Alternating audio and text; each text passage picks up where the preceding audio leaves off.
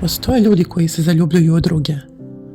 Ja se izgleda zaljubim u ideju da budem viđen, a kada to nisam, biram sebe.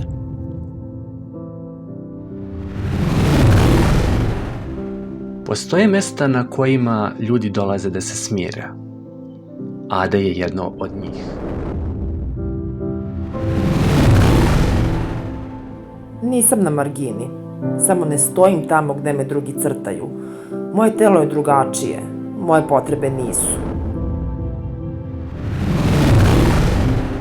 Neki stanovi nisu tvoji, ali te prime kad nemaš gde. Voljela bih da se Ognjen mogao pridružiti Milijanu i meni taj dan. Ali znam da se borio sa svojim demonima. Bio mi je poznat taj osjećaj.